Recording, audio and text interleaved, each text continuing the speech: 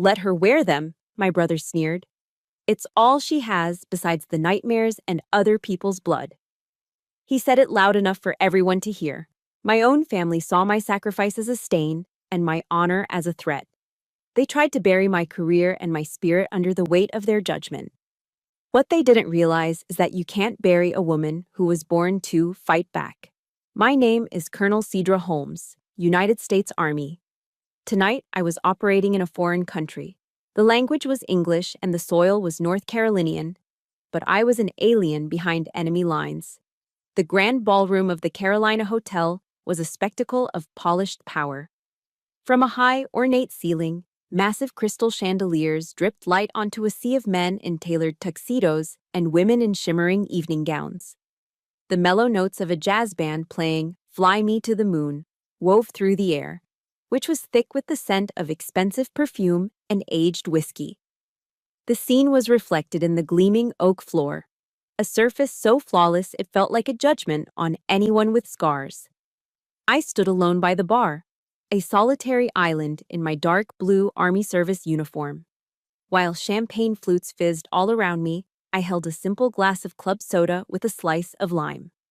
My training had taken over the moment I'd arrived, my eyes scanning the room not as a guest, but as a field analyst.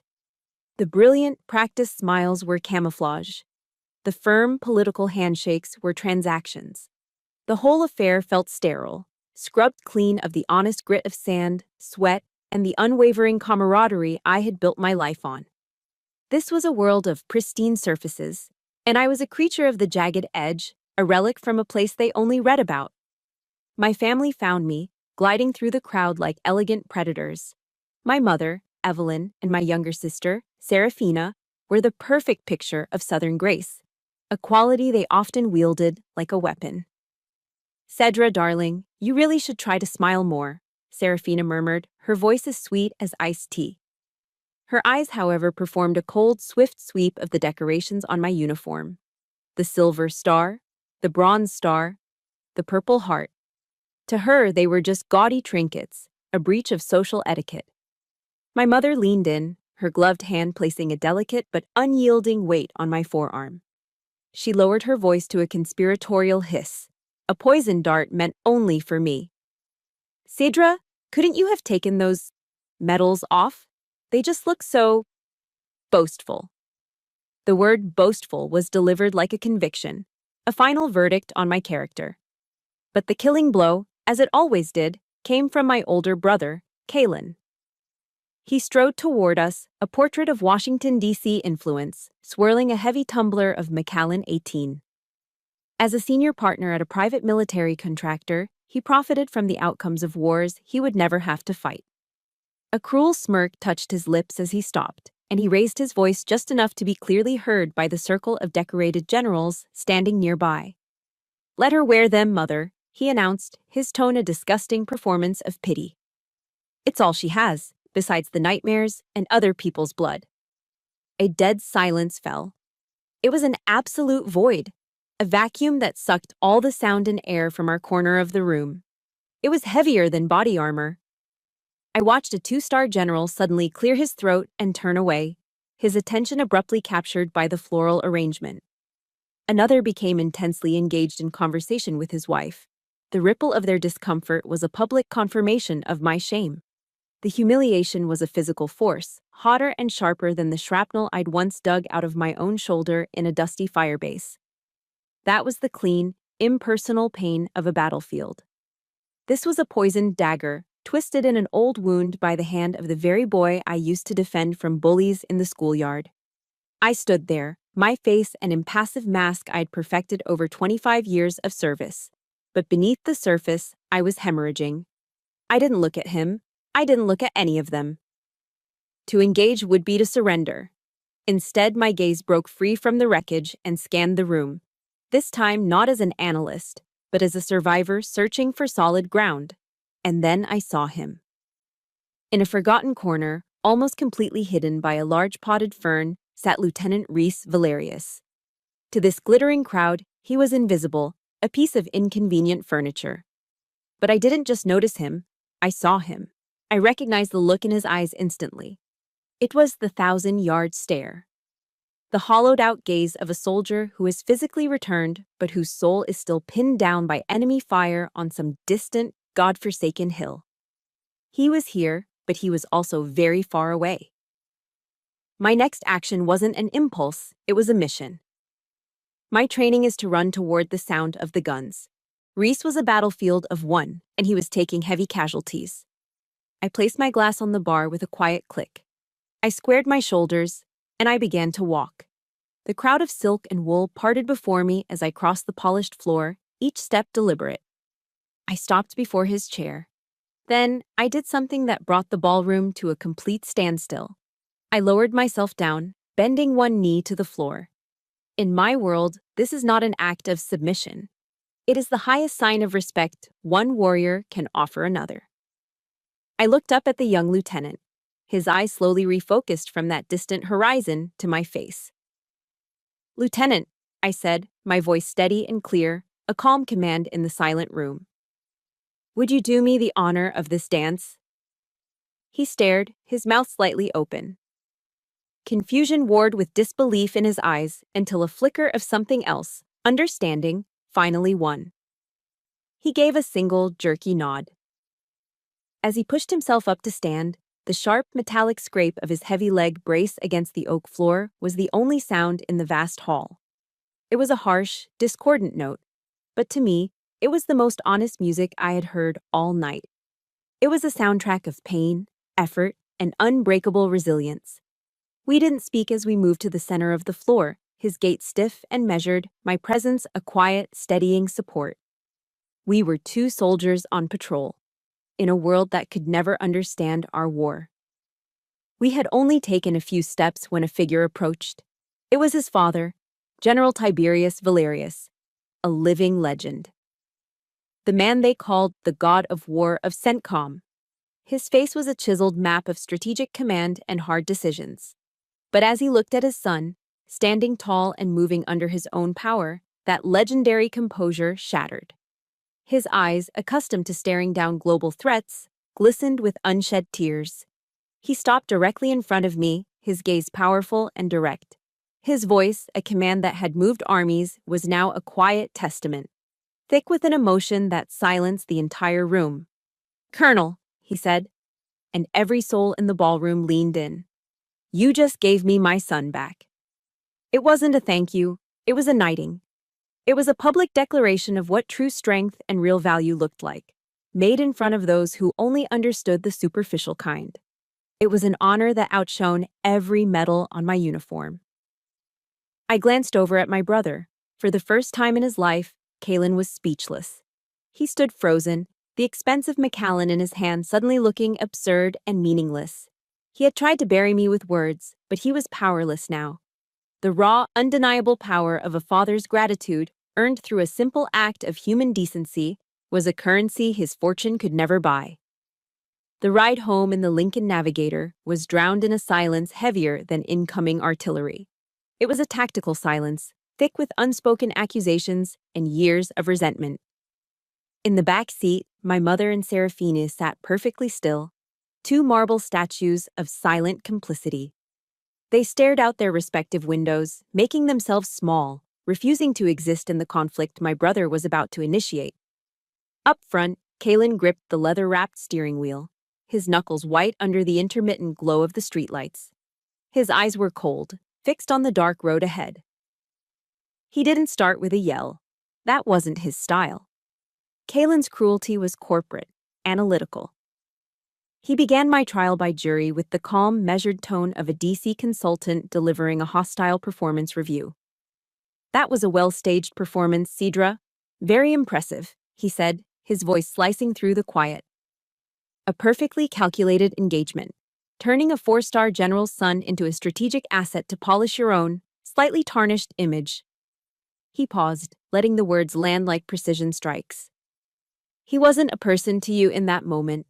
He was leverage, a tool." Each word was a scalpel, expertly dissecting my act of human connection and laying it out as a grotesque, self-serving conspiracy. He knew my deepest fear was not being seen as a hero, but being seen as a fraud. He was targeting the very core of my identity, the part of me that lived and breathed for others, and painting it as a manipulative lie. I stared straight ahead, focusing on the rhythmic sweep of the windshield wipers against the light drizzle. I said nothing. Silence was my only armor. He took my silence as an invitation to press his attack. My world, Cedra, the one that pays for this house and your comfortable life when you're not playing soldier, operates on compliance and results, not on sentimental, impulsive gestures. You've always thought you were the exception to the rules. That's what makes you so dangerous. The word hit me like a physical blow. Compliance. It wasn't his word. It was my ghost. And with it, the hermetically sealed cabin of the Lincoln Navigator dissolved around me. The smell of leather and air freshener was replaced by the acrid stench of cordite and hot red dust. I was no longer on a paved road in North Carolina. I was back in the Sahel. The sun was a merciless hammer. The air was a thick blanket of dust and flies. I was kneeling, my hands deep inside the shredded torso of a boy, no older than 10. His name was... I never learned his name. He was the son of a crucial local informant, and he'd been caught in the shrapnel of an IED meant for us. Dark, precious blood was soaking through my gloves, slick and warm against my skin. It was a river I couldn't stop. I was packing the wound, my mind a frantic race against the clock, trying every technique I knew. Then, the voice came through my earpiece, tinny and devoid of all emotion. A voice from another world, a clean world of maps and strategies. All units, this is command. We are Oscar Mike, mission is priority. I repeat, all units are to withdraw immediately. Withdraw! The word was an obscenity. My hands were literally holding this child's life together. I looked down, past my own blood-soaked fingers, and into the boy's wide, terrified eyes. They weren't the eyes of an asset. They were the eyes of a son, a child who wanted his mother. They were a silent, desperate plea. My hands, the hands of a surgeon, refused to let go. My oath, my very soul, screamed at me to stay. But I was a soldier, and a soldier's first duty is to the mission. A soldier's foundation is compliance. So I complied. I pulled my hands away. I left him there in the dust. I followed the order. That failure wasn't a tactical error. It was a wound on my soul. A moral injury. The ghost of that boy, with his wide, pleading eyes, was the one I could never save. It was my greatest failure, not as a soldier, but as a healer. The sound of Kaylin's voice pulled me from the searing sun of the Sahel back into the cold, sterile dark of the Navigator. He had no idea he was dancing on my grave. The casual cruelty of his ignorance was, in itself, a special kind of torture. You see, you think with your heart, he continued, his tone dripping with disdain. It's a liability. It makes you unpredictable. You don't see the bigger picture. I finally turned my head and looked at him. My voice was quiet, a near whisper, but it carried the weight of every life I had ever held in my hands. I was there, and I saw him, when no one else did. My calmness, my refusal to break, seemed to enrage him more than any argument could have. He gripped the wheel tighter, his jaw clenched. The mask of the cool consultant slipped, revealing the furious, insecure man beneath. You'll learn soon enough that being a hero comes with a price, he spat, the threat now naked and ugly. There are people in the Pentagon, Cedra, people who sign the checks, and they don't like loose cannons. They don't like messy stories. The car slowed, pulling into the familiar driveway of our childhood home. The trial was over, the verdict was in. He had found me guilty. The Navigator came to a stop. I didn't wait for him to turn off the engine. I opened my door and stepped out into the cool, damp night air. I didn't look back. I didn't say goodbye. There was nothing left to say to the ghosts in that car. As the red taillights disappeared down the street, I stood there on the wet pavement, the silence of the night wrapping around me. Kaylin thought he had put me in my place. He thought he had reminded me of the rules, of the importance of compliance, but all he had done was remind me of the cost of it. He had thrown a ghost from my past in my face trying to create a new one. But he had failed. Have you ever had a moment like that? A moment where someone's words, meant to tear you down, accidentally handed you the very reason you needed to fight back? Standing there, I made a silent vow. I would not be silenced. I would not comply with their narrative.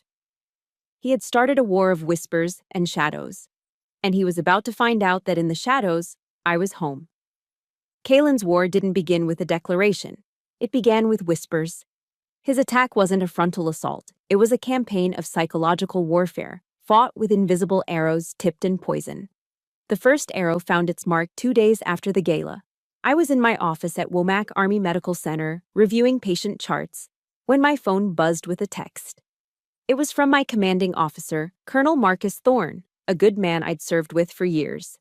The message was brief and chilling. Cedra, there's noise coming out of DC. Someone's pulling your after-action report from the Sahel mission. Noise. In the political ecosystem of the military, noise is the soft, rustling sound of a career being assassinated. It's the prelude to an investigation, a career setback, a quiet reassignment to a desk in the middle of nowhere. I knew instantly who was behind it. Kalen. My own brother was targeting my service record. A cold wave of helplessness washed over me. I had faced down gunfire and IEDs. I knew how to fight an enemy I could see. But how do you fight a ghost? How do you shoot down a lie? This was a different kind of battlefield, one where the truth wasn't your strongest weapon, but your most vulnerable asset. The second arrow arrived a few days later. A young resident, a bright-eyed captain I'd been mentoring, approached my desk. He couldn't quite meet my eyes. "Ma'am," he stammered, holding out his phone. I thought you should see this." I took the phone. He had an article pulled up from a well-known defense blog, The Beltway Insider. The headline was a masterpiece of character assassination, designed to plant a seed of doubt that could never be fully uprooted. Special Forces, heroin, or tactical liability. Sources raise concerns. Over Cole Holmes's judgment. My breath caught in my throat. The article, quoting multiple unnamed senior Pentagon sources, painted a picture of an emotionally unstable officer, a loose cannon whose impulsive actions endangered her unit. It twisted the details of the Sahel mission into an unrecognizable fiction, transforming my desperate attempt to save a child into an act of reckless insubordination that nearly compromised a critical operation. Reading those words felt like poison seeping into my bloodstream. Kalen didn't need proof, he just needed to create suspicion. In his world, a well-placed doubt was more powerful than a mountain of evidence. The lie was now in print. It was real. But the worst part, the most agonizing part of his campaign, was the silence. The friendly pats on the back in the hallways stopped. The casual invitations to grab coffee to discuss a difficult case dried up. My colleagues, men and women I had shared holidays and hardships with, now averted their eyes when I passed. Their conversations would drop to a murmur. I wasn't being court-martialed, but I was being exiled. I wasn't confined by barbed wire, but by the impenetrable walls of suspicion. The isolation was most acute in the mess hall. I'd take my tray of food and sit at an empty table, acutely aware of the sideways glances from the younger soldiers. I could see them whispering, looking down at their phones, no doubt reading the article that was making the rounds. I understood. They weren't malicious. They were just soldiers, trained to be wary of any perceived weakness in the chain of command. They were casualties of Kalen's information war. The pain of being isolated among the very people I had sworn to protect, the people I considered my real family, was a unique form of torment. No training manual, no amount of field experience could prepare you for that. I remember sitting there one afternoon, pushing green beans around my plate, when a line from a Bible verse I hadn't thought of in years floated into my mind. "Blessed are those who are persecuted for righteousness' sake." I'm not a religious woman, but the words didn't feel like a religious comfort. They felt like a confirmation, a validation of the lonely, brutal path you walk when you choose to do the right thing in a world that often rewards the wrong one. It was in the depths of that isolation that the counteroffensive began, not with a bang, but with the quiet arrival of an envelope. It wasn't a standard inter-office memo. It was a heavy cream-colored envelope delivered by special courier to my office. The return address was from the headquarters of the United States Special Operations Command, SOCOM. My heart hammered against my ribs as I slid it open with a letter opener. It wasn't a summons. It wasn't a reprimand. It was a letter, typed on the personal letterhead of General Tiberius Valerius. But the message itself was handwritten in strong, confident ink. Colonel Holmes, it began. My young soldiers at the Womack Rehabilitation Center need to hear your story. Not the story circulating in the press, but the one I saw with my own two eyes. The one about what it truly means to leave no one behind. The honor of your presence is requested at your earliest convenience. Your voice is needed. Sincerely, T. Valerius. I read the letter 3 times, my hands trembling slightly. This wasn't just an invitation. It was a lifeline. It was a weapon.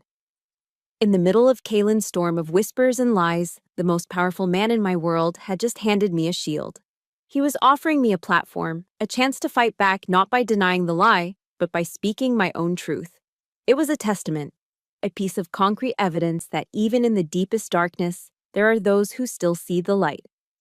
I held the heavy paper in my hand, the embossed seal of the command cool against my fingertips. My brother had tried to make me a pariah.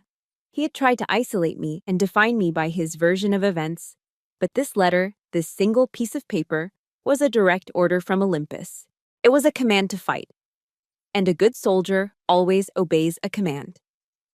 I accepted General Valerius's invitation the next morning. But I knew I couldn't walk into Womack armed with nothing but good intentions. Kalen had declared a new kind of war, and I needed a new kind of arsenal. My small, tidy office transformed into a tactical operations center. The enemy wasn't a rogue state or a terrorist cell. It was a private military contractor with deep pockets and deeper connections. So I didn't need guns. I needed information. The whiteboards, usually covered in surgical protocols and staffing schedules, were wiped clean. I began to draw a new battle map. At the center, I wrote my brother's name, Kalen Holmes. From his name, a line connected to his company, Ethelred Solutions. Using my own PII, personally identifiable information, to navigate the labyrinth of public records, I started pulling government contracts, lobbying reports, and political contribution filings. Lines spiderwebbed out from Ethelred, connecting them to specific lawmakers on the House Armed Services Committee. The battlefield was familiar, but the weapons were different. The enemy wore Armani suits instead of combat gear, and their weapons of choice were contract clauses and backroom deals. But public records could only tell me so much. I needed intelligence from the ground. I reactivated a network I hadn't used in years, my old one. The quiet professionals, the former operators who had traded their gear for keyboards and now worked in the shadows of cybersecurity and private intelligence. My first call was to a man I only knew as Ghost.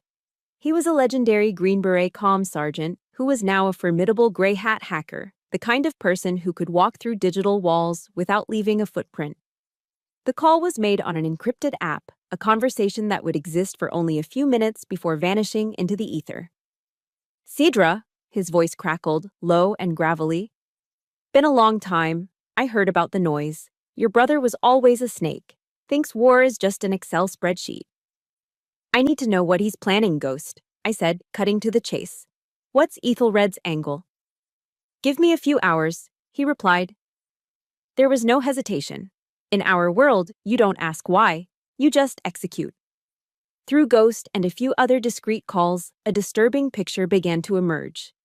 Ethelred Solutions was aggressively lobbying Congress to privatize entire sections of battlefield medical care. Their pitch was built on cold corporate logic. Military-run units were not cost-effective and were difficult to control from a policy standpoint. They argued that private contractors could do the job cheaper and with more flexibility. Suddenly, it all made sense. I wasn't just a personal target born of sibling rivalry. I was a symbol. I was Colonel Cedra Holmes, a decorated Special Forces combat surgeon. My story, my reputation for putting soldiers' lives above all else, was a direct threat to their narrative. To sell their product, they needed to discredit mine. To make their case, they had to destroy me. This was no longer a family feud. It was a corporate strategy, and I was standing in the way of millions of dollars in government contracts. The sense of betrayal I felt was no longer just personal, it was systemic. The weight of it all was heavy. One afternoon, on my way to the Cumberland County Public Library to do more research, I was lost in thought, dissecting contract language in my head. As I walked past the entrance, my eyes fell on a man sitting on a low brick wall. He was homeless, his clothes were worn, and he had the haunted, weary look of someone who had been left behind by the world. But as I passed, his gaze lifted and fixated on something. Not on my face, but on my coat lapel. Pinned there was a small, unassuming arrowhead pin, the branch insignia of the U.S. Army Special Forces. His posture changed. It was a subtle, almost imperceptible shift. His back straightened, a ghost of military bearing returning to his slumped shoulders. He looked me square in the eye, and in a low, rough voice, he spoke 2 words. De oppresso liber. To liberate the oppressed. Our motto. The guiding principle of my entire career. Hearing it from him in that moment was like a lightning strike to my soul. It wasn't a greeting, it was a reminder, a mission statement. I realized in that instant that I was the one who was now oppressed. And if I couldn't liberate myself, how could I ever hope to help anyone else? I stopped. I turned back and bought the man a hot cup of chili from a nearby deli and a coffee. We sat on the wall together, and for 20 minutes, I just listened to his story. That simple act of connection, of recognizing a fellow soldier, recalibrated my moral compass. It solidified my resolve. I wasn't just fighting for my reputation anymore. I was fighting for the very principle those words represented. The turning point, the weapon I had been searching for, arrived that night. It came not from a government database or a hacker, but from an encrypted email. The subject line contained a single word: truth. My heart pounded as I opened it. The sender was an address I didn't recognize, but I knew the name at the bottom of the message instantly. Isolde, Kaylin's ex-wife. The email was short, but it was devastating. Cedra, I've been silent for too long. I saw the news clip of you at the gala, the one of you dancing with that young soldier. I saw what you did. And I saw the look on Kaylin's face afterward. He's trying to extinguish your light, just like he tried to extinguish mine. He thinks he's erased everything, but he got careless. I think this belongs to you. Attached was a compressed file, a digital treasure trove of evidence, internal Ethelred emails, memos outlining their lobbying strategy, and the final, damning piece of the puzzle, a screenshot of a text message Kaylin had sent to his business partner the morning after the gala. My eyes locked on the words, stark white against a blue background.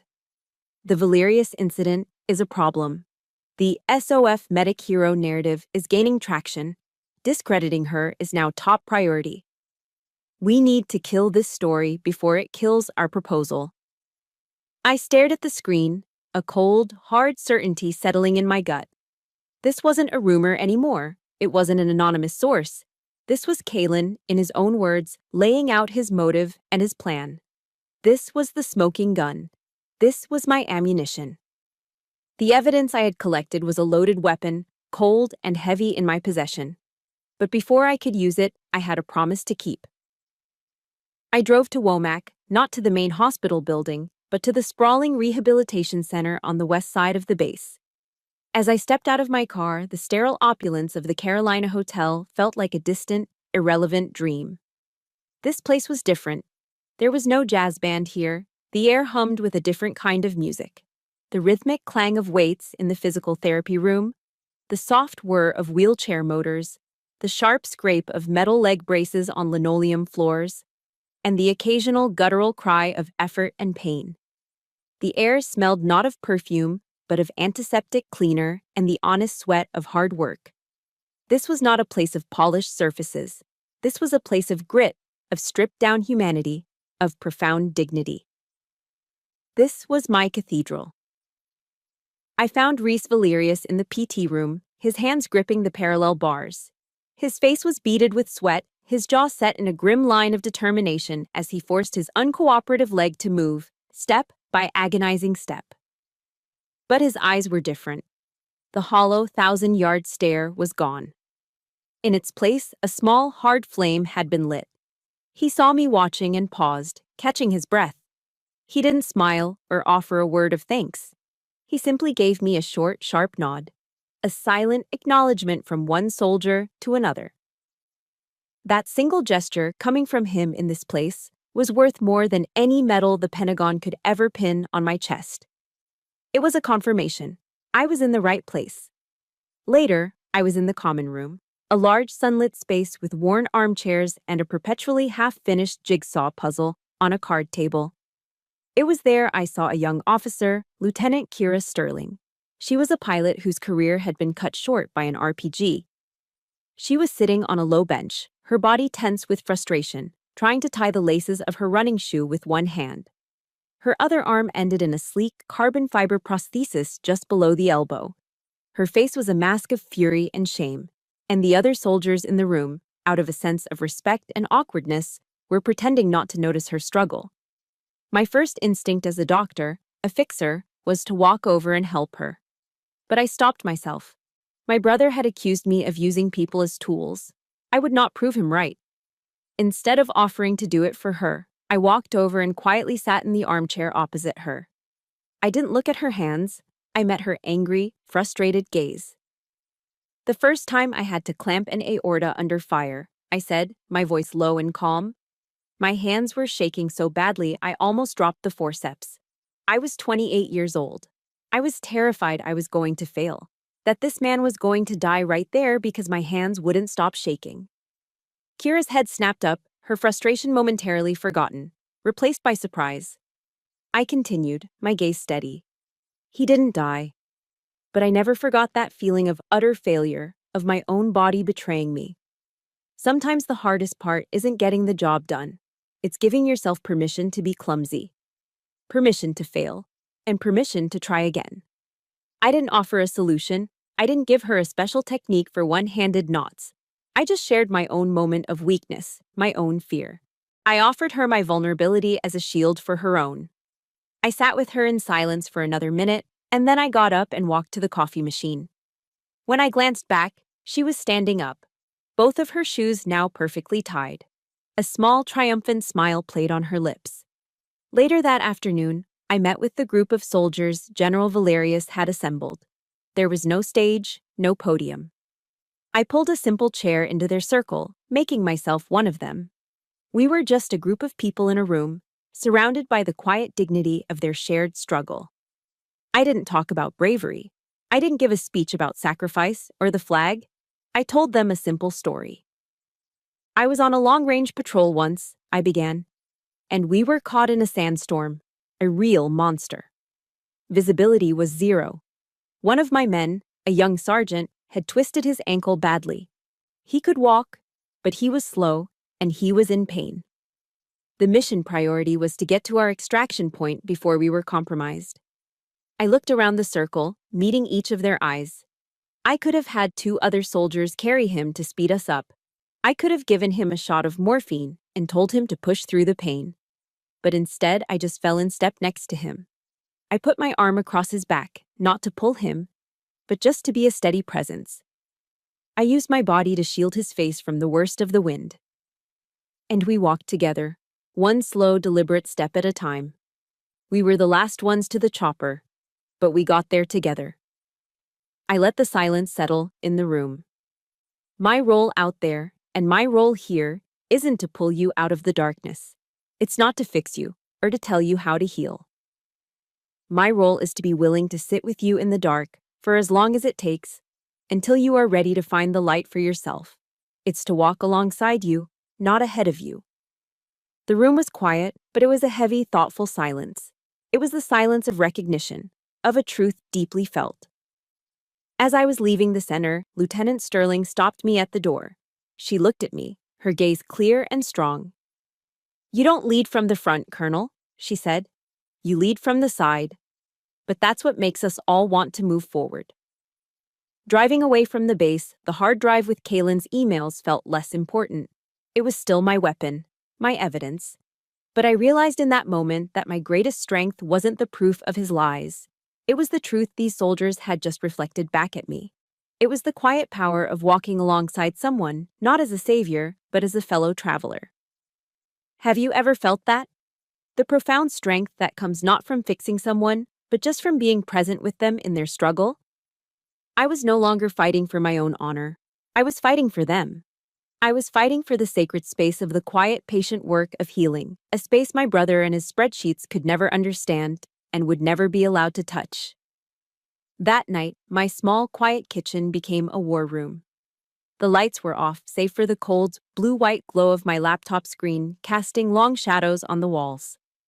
I sat at my simple wooden table, the same one where I drank my morning coffee, and I began to build my weapon. I wasn't writing an after-action report. I was writing an indictment. The document I compiled was not the work of a healer, but of a cold, methodical prosecutor. Every piece of evidence Isolde had sent me was a bullet, and I was carefully loading them into a legal magazine. Kaylin's emails, the internal Ethelred Solutions memos, the lobbying reports I'd pulled myself. Each one was meticulously organized, cross-referenced, and annotated. I created a timeline, linking his slanderous campaign against me directly to his company's legislative push in Washington. I cited the specific federal acquisition regulations they had violated, the ethical codes they had trampled. Each word was chosen with surgical precision. There was no emotion, no personal grievance. There was only the undeniable, unshakable truth, assembled into a legal weapon so dense it was unbreakable. I was transforming my pain into a formal complaint to the Department of Defense Inspector General. The document was nearly complete. All the files were collated, encrypted, and ready to be attached. But before I launched the missile, I had one final security check to perform. I made one last call to Ghost on the encrypted app. "It's ready," I said, my voice low. "I'm standing by," he replied. "The source of the attachments, Ghost, is Isolde. She needs to be a ghost. No trace can lead back to her. I can't have her life ruined because she chose to do the right thing." There was a pause on the other end, and then Ghost's gravelly voice came back, filled with a respect that warmed me more than he could know. "Sidra, once that email is sent, I'll scrub the metadata and wipe the path it took from every server between here and the sun. As far as the DoD is concerned, this file will have arrived like a message from God. She's safe. You have my word." I ended the call. His reassurance was a small comfort, but a vital one. It was a reminder that even in this solitary fight, I was not entirely alone. It reaffirmed a core principle. You protect your assets, and you never, ever burn your sources. Isolde had trusted me. I would not fail her. I returned to the report. There was one final, crucial piece to add. At the very top of the first page, I typed a single, powerful sentence. It was my shield and my sword. Subject: Formal complaint filed under the protections of the Military Whistleblower Protection Act, 10 U.S.C., Pers. 1034. That line was more than just legal procedure. It was a declaration of intent. It framed my entire action. I was not a disgruntled sister or a rogue officer. I was a citizen, a soldier, acting within the legal framework of the very system I served, fulfilling my duty to expose corruption and misconduct. I was using the rules Kaylin thought he could manipulate to protect myself and prosecute him. It was an intelligent, strategic move that transformed me from a lone individual into a legally protected whistleblower. I was no longer just Cedra Holmes. I was now a protected party under United States Code. The report was done, the attachments were loaded, the email was addressed to the anonymous secure server of the Inspector General's office. All that was left to do was click a single button. My hand rested on the mouse, my index finger hovering over the send icon on the screen.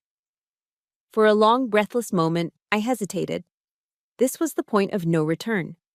A single click of this button would set in motion a chain of events I could not control. My career, my reputation, my future, everything I had worked for over 25 years, was balanced on this tiny digital precipice. The weight of that decision was immense. It was the moment before you step out of the helicopter, the deep breath before you breach the door.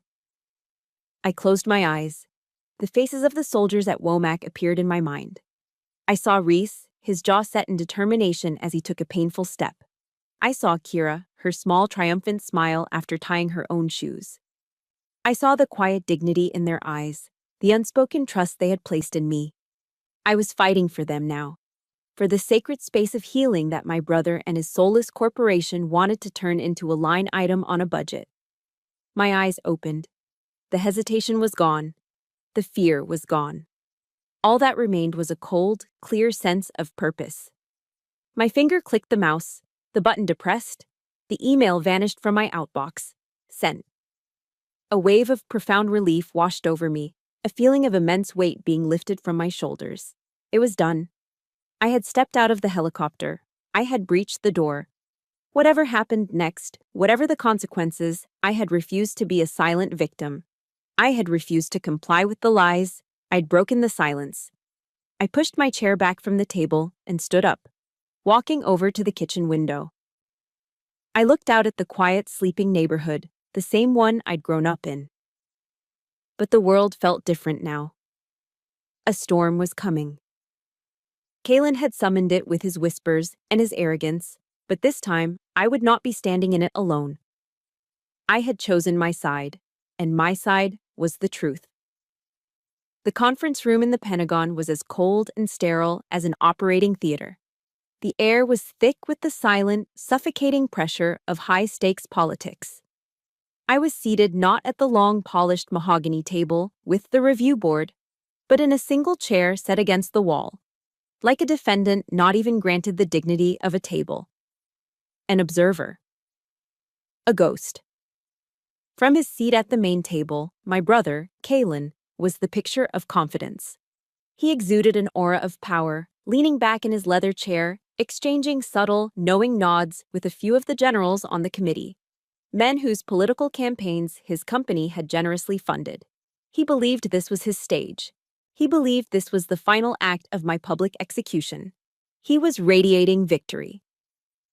He had no idea he had just walked into a perfectly laid ambush. The chairman of the committee, a weathered three-star general on the verge of retirement, cleared his throat. He began in a dry, bureaucratic monotone. This special review has been convened to address certain concerns that have been raised regarding the after-action report filed by Colonel Cedra Holmes for her unit's operations in the Sahel region, designation 7B. Kalen allowed himself a small, predatory smile.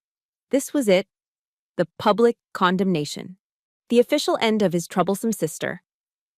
To clarify these concerns, the chairman continued, looking down at his notes. The committee has invited a witness who was present on the ground during the incident in question. The door at the far end of the room opened. A woman in a full-dress uniform stepped inside, her boots making a sharp, decisive sound on the tiled floor. The room fell silent. Kalen froze, the color draining from his face. His smile vanished, replaced by a look of pure, unadulterated shock. It was Master Sergeant Evaden Thorne, a living legend in the Special Forces community, a woman so tough and so respected they called her Valkyrie. She was an operator whose reputation was so unimpeachable that even Kalen, in all his arrogance, wouldn't dare to challenge her word. This wasn't part of his plan. Evaden walked to the table, her back ramrod straight, and stood at attention. She did not look at Kalen. She did not look at me. She addressed only the chairman. Master Sergeant Thorne, the chairman said, please recount the events of that day. Evaden's testimony was a lesson in military precision. It was clear, concise, and utterly devoid of emotion. She recounted how, under sustained mortar fire, I had calmly stabilized 3 critical casualties simultaneously. She described how, after securing my own men, I had broken cover against protocol to render aid to the wounded local boy. Colonel Holmes then remained with the non-combatant casualty until she received a direct, repeated order from command to withdraw. Evaden stated, her voice as hard and clear as granite. She paused, then delivered the final, devastating sentence. The colonel complied with the order, sir, but she refused to comply with indifference. The words hung in the sterile air, a stark indictment of the very notion that my actions were anything but honorable. Before Kalen could even begin to process this, another voice cut through the silence. Mr. Chairman, if I may. All eyes turned to General Tiberius Valerius, who had been sitting silently at the end of the table. He slowly rose to his feet, and in that moment, he was not just a four-star general. He was a father. The concerns raised about Colonel Holmes's report prompted me to do my own review, he said, his voice a low, powerful rumble that commanded absolute attention. And my review led me to witness Colonel Holmes perform an act of battlefield medicine I have never seen before. She managed to bring a soldier all the way home, not in a C-17, not in a flag-draped coffin, but right here, on American soil, in a ballroom in North Carolina. She saved my son, not from an enemy bullet, but from the darkness that follows. His gaze swept across the room and landed, like a physical weight, on my brother. Integrity is the bedrock of this uniform, the general declared, his voice rising with cold fury. It is the foundation upon which everything we do is built. When we allow that bedrock to be chipped away by whispers, by political maneuvering, by men who see war as a business opportunity, we have already lost the battle before the first shot is even fired. The air crackled with tension. Kalen looked trapped, his face a ghastly shade of white. The chairman nodded slowly at General Valerius, then turned his attention back to his papers. "Thank you, General," he said grimly. "Your perspective is noted. It also appears your concerns are shared by others." He looked up, his eyes scanning the room.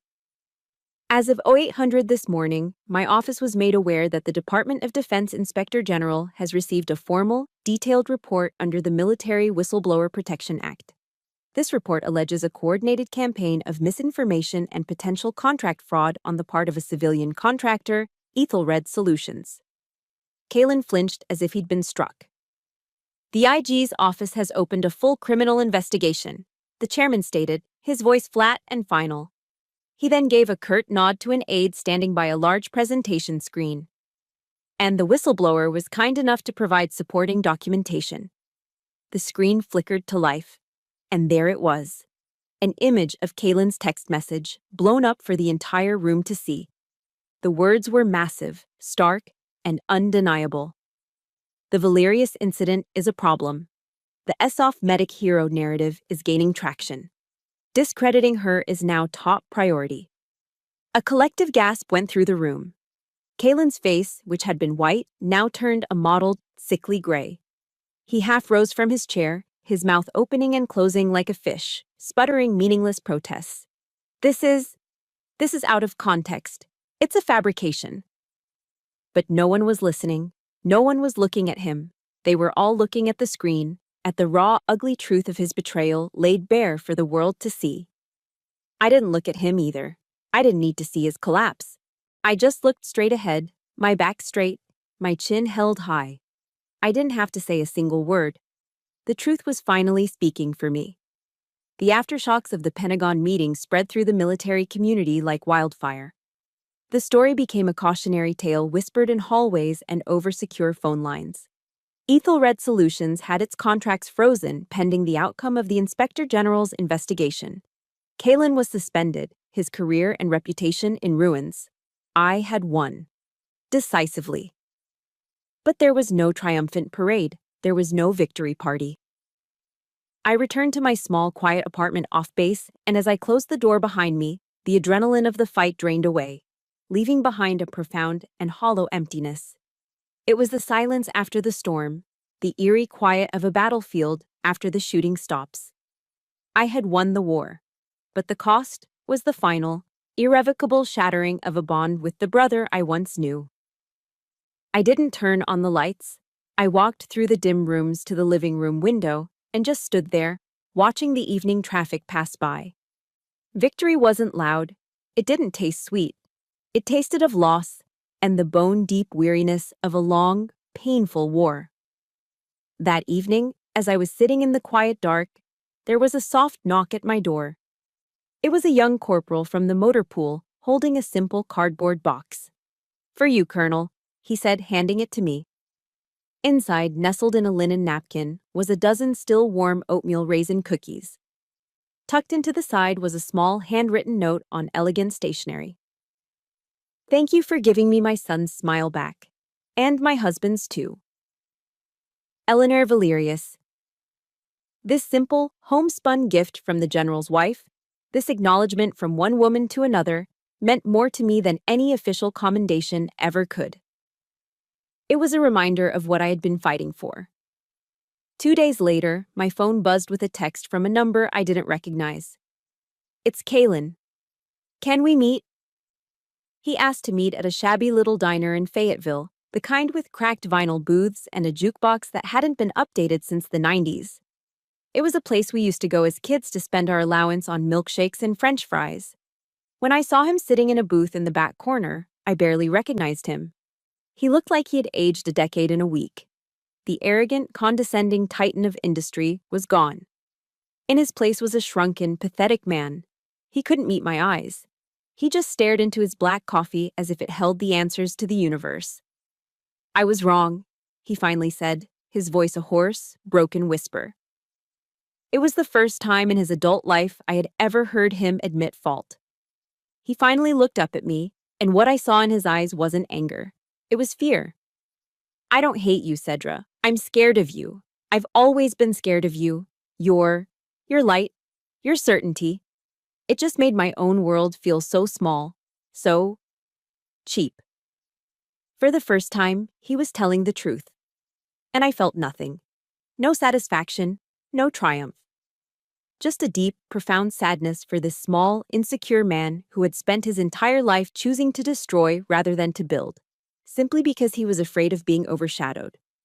I listened as he rambled on about pressure, about expectations, about the world he lived in. I didn't interrupt. I just let him empty himself of all his poison and his justifications. When he finally fell silent, exhausted, I took a slow sip of my water. I don't hate you anymore, Kalen, I said, and my voice was calm, steady, and devoid of the anger that had fueled me for so long. But I'm no longer waiting for you to change. I'm done. I looked at him directly, and I delivered the final, liberating sentence. I forgive you. Not for you. For me. I need peace. That was the moment of my true release.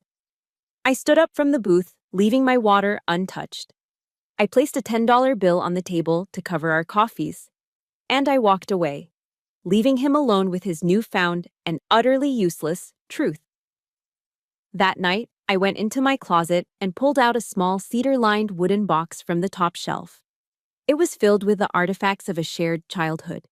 Faded photographs of 2 kids with gap-toothed grins at the beach, letters written in a child's messy scrawl from summer camp, a silly medal he had made for me out of a bottle cap and a ribbon. For years, this box had been a source of quiet pain, a reminder of what was lost. I sat with it for a long time, not with anger, but with a gentle, tender sadness. I wrote one last letter, a letter I would never send. It wasn't an accusation, it was a farewell. A letter forgiving the boy in the pictures and saying goodbye to the man he became. I folded it carefully and placed it back in the box on top of all the other memories. Then, I carried the box out to the small barren patch of my backyard. I placed it inside an old metal trash can I used for yard waste. I struck a single match. I watched as the small flame caught the edge of a photograph, the image of us on a tire swing curling and turning black before disappearing into the fire. The orange light licked at the old letters, consuming the words, turning the memories to ash. I didn't cry. I felt a strange and wonderful lightness spread through my chest, as if a heavy armor I didn't even know I was wearing had just been unstrapped and allowed to fall away. The fire wasn't just burning old paper and photographs, it was burning a lifetime of burdens.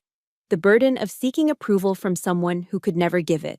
The burden of trying to prove my worth. The burden of a ghost I had carried for far too long.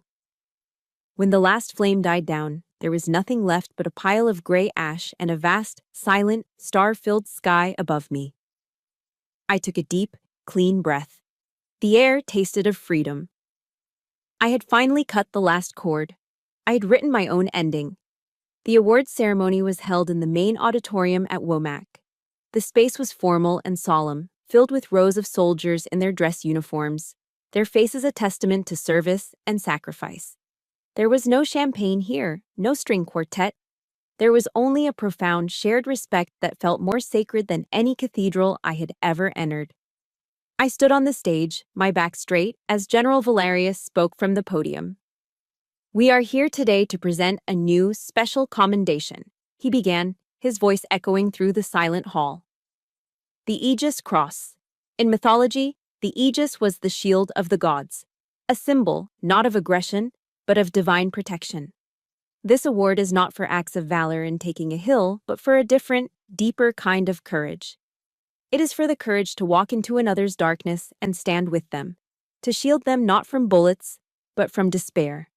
His eyes found mine. Colonel Cedra Holmes has shown this courage. She reminds us that the highest calling of a leader is not to command, but to serve, not to fix, but to heal, not to lead from the front, but to walk alongside. He stepped forward, holding the medal. It was a simple, elegant silver cross, with a representation of a shield at its center. As he pinned it to my uniform, the weight of it felt immense. But I wasn't thinking of myself. My mind was a world away. I thought of Sergeant Jacques Cordova, whose life I had saved in Kandahar. I thought of Specialist Anya Petrova, who I had talked off a ledge one dark night in Germany. I thought of the nameless boy in the Sahel, whose ghost I still carried. This medal didn't belong to me. It belonged to them. It was forged from their pain and their resilience. As I stepped back, my eyes scanned the back of the auditorium. And I saw him. Kalen. He was standing alone by the exit, a solitary, diminished figure. For the first time, what I saw in his eyes wasn't anger or arrogance. It was a look of utter, soul-crushing regret. He was a ghost at a feast he could never join. Then he turned and slipped out the door, disappearing without a sound. He was no longer a part of my story. General Valerius returned to the podium. "And now," he announced, a slight smile touching his lips, "we have a few special guest speakers." A hush fell over the audience as Lieutenant Reese Valerius walked onto the stage. He moved slowly, deliberately, his leg braces a quiet, metallic testament to his journey. He wasn't using a wheelchair. He wasn't using a cane. He walked on his own. He stood at the podium, not as a broken soldier, but as a man reborn. He looked out at the crowd, then his eyes met mine. "The general said that Colonel Holmes brought me home," he began, his voice clear and strong. "But that's not quite right. Colonel Holmes didn't rescue me. She created a space where I could rescue myself. She didn't pull me out of the darkness. She just stood with me until my own eyes could adjust to it. And that is the greatest gift any leader can give."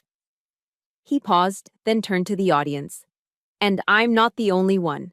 I'd like to invite a few others to share their stories." My heart stopped. This wasn't part of the program. One by one, soldiers I recognized from the rehab center, from my quiet talk in the common room, began to rise from their seats and make their way to the stage.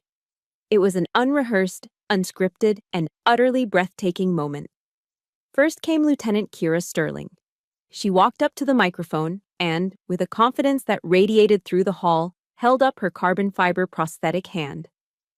"Colonel Holmes taught me that strength isn't about what we've lost," she said, her voice unwavering. "It's about how we learn to grip what we have left." She didn't see a broken pilot. She saw a warrior who just needed to learn a new way to fly. Next came a grizzled Sergeant First Class from the 82nd Airborne, a man known for his legendary toughness.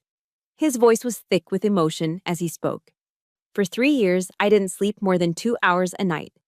The nightmares, they were relentless. After one conversation with the colonel, just one, I slept through the night. She didn't give me pills. She didn't give me advice. She just listened. She gave me peace." Story after story unfolded. A young private who had relearned to trust. A captain who had found the courage to speak to his family about his PTSD. These raw, honest testimonials were more powerful than any official citation. They were transforming this formal military ceremony into a collective session of healing, a testament to the quiet, patient work that happens far from the battlefield. My legacy wasn't this silver medal on my chest. It was the small, bright flames of hope I could see burning in the eyes of these soldiers. They were my living, breathing medals of honor. When the last soldier had spoken, Reese stepped back to the podium. He looked directly at me, and for the very first time, a wide, brilliant, and genuine smile spread across his face. The darkness was gone. "Colonel Holmes," he said, his voice ringing with a newfound joy. "Tonight, would you do me the honor of a dance? Again?" A wave of thunderous applause and joyous laughter erupted through the auditorium. The formality of the ceremony dissolved in an instant, replaced by a pure, unadulterated celebration. But I knew this wasn't just an invitation for me. It was an invitation for everyone in that room. An invitation to celebrate not just survival, but life. An invitation to acknowledge the wounds, but to dance with the scars. It was the beginning of the most perfect ending. An ending not written by the Pentagon, not decreed by a committee, but created by the very people whose lives I'd been so privileged to touch. The formal ceremony concluded, but no one left. It was as if the final thunderous applause had broken a spell, releasing everyone from the stiff confines of military protocol. Someone, a young sergeant with a mischievous grin, wheeled a large portable speaker out onto the grassy courtyard behind the Womack Center. The warm yellow light from the building's windows spilled out onto the lawn, creating a makeshift ballroom under the stars. There was no polite jazz music this time.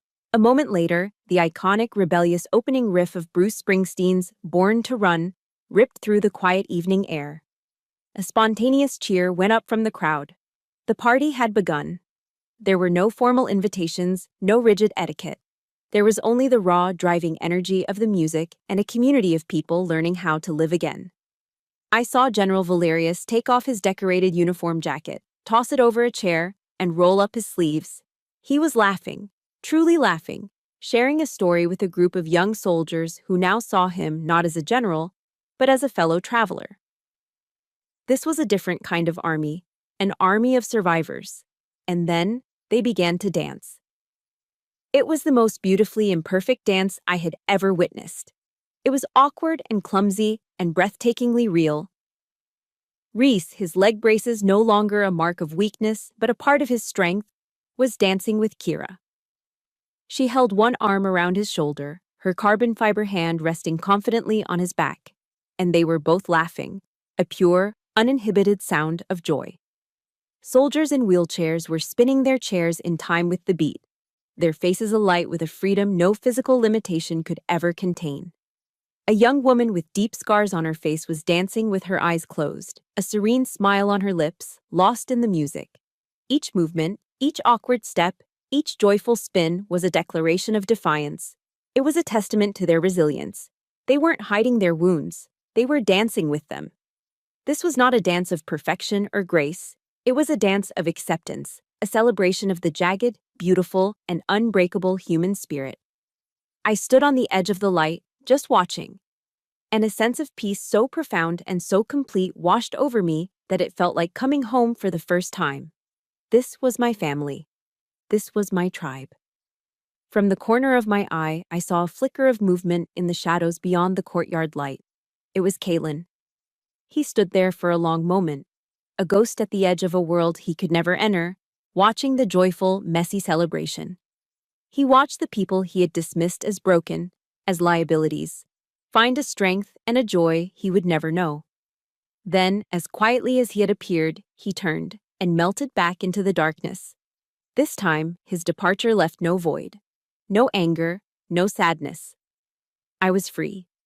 I no longer needed the approval of my brother, my mother, or anyone else.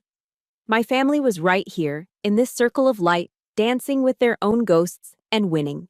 Kalen's disappearance was not a loss. It was merely the fading of a memory that was no longer necessary. Reese made his way over to me, his limp now a steady, rhythmic part of his gait. He was holding 2 plastic cups of fruit punch.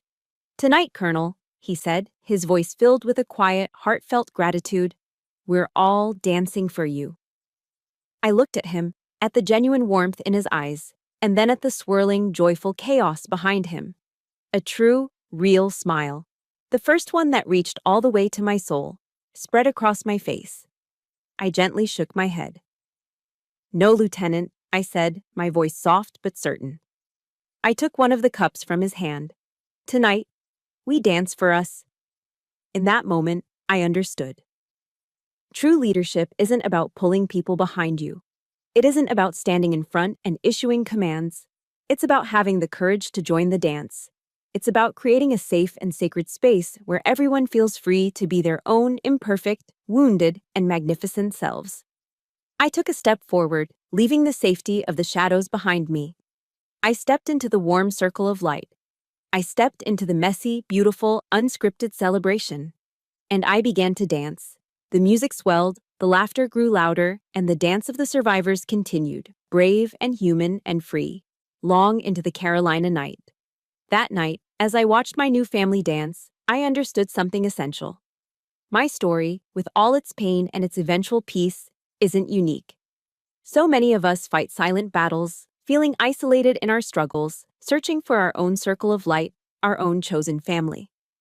We find healing not in silence, but in sharing these journeys of resilience. This channel, Chosen Revenge, is a place dedicated to exactly that, a community built on the power of stories like ours. If my journey spoke to you, I invite you to subscribe and become part of this circle. Let's continue to find our strength and our voice together.